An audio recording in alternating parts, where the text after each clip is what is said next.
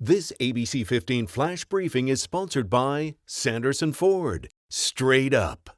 I'm Katie RAML with your top stories from ABC15 Arizona. President Biden saying patience is wearing thin for people refusing to get vaccinated against COVID-19. Many of us are frustrated with the nearly 80 million Americans who are still not vaccinated, even though the vaccine is safe, effective, and free. The president laying out his new strategy to deal with the Delta variant. It involves 6 steps and all are with executive orders.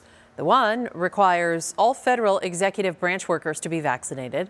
Another mandating employees and contractors with the federal government be vaccinated as well. He's adding pressure, calling on schools to routinely test students and staff.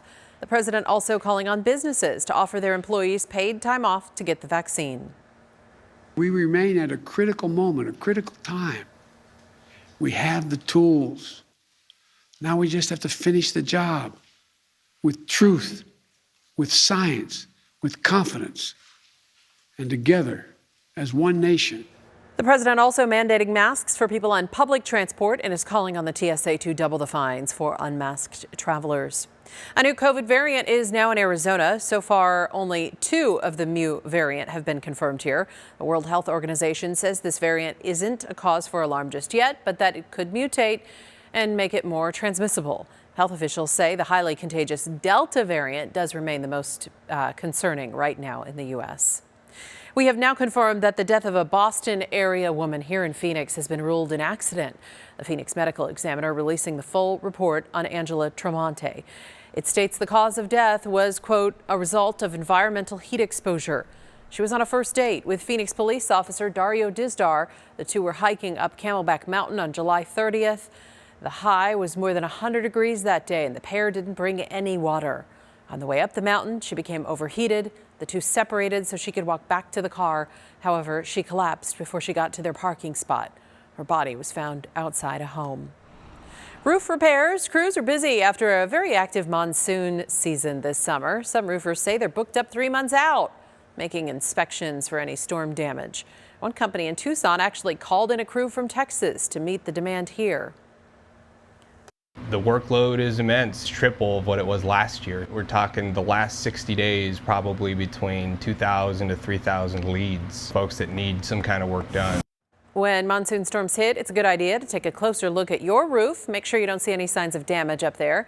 You can also check for less obvious damage in the attic, seeing if there's any leaks or holes that you can't see from the outside. New life for what used to be part of Metro Center in Phoenix. If you've driven by, you've probably noticed all that construction.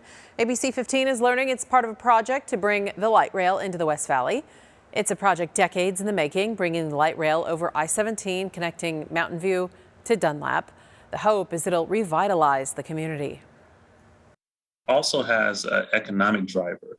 One of the things that we look at when we look at our corridors with light rail, because when you put these type of investments, these transit investments, infrastructure investments into a community, it really enables that community to take advantage of the economic development. The project is expected to be finished in 2024. I'm Chief Meteorologist Amber Sullins with a look at your forecast and another hot day tomorrow, but at least that excessive heat warning is going away. We're back in the triple digits around lunchtime tomorrow and hitting 107 around 4 p.m. So still a few degrees above normal for this time of year. We also still have our air quality alert. This is an ozone high pollution advisory. It's been in effect throughout the entire week and has now been extended again through the day tomorrow. And we're under watches for Saturday, Sunday and Monday that could become advisories too as we get closer. So air quality is looking unhealthy for sensitive groups, kids, older adults, and any of us with any respiratory conditions like asthma or COPD. We'll want to limit your time outside as we head through the next several days, especially in the afternoon when that ozone pollution is peaking or you may have difficulty breathing. Now, as far as those temperatures go, we will see another warm up into the weekend and early next week, back up near 109 Sunday and Monday, and then temperatures will gradually start to drop toward the end of next week. For the latest headlines, weather, and traffic, visit abc15.com or download the free ABC15 mobile app. This ABC 15 Flash Briefing is sponsored by Sanderson Ford. Straight up.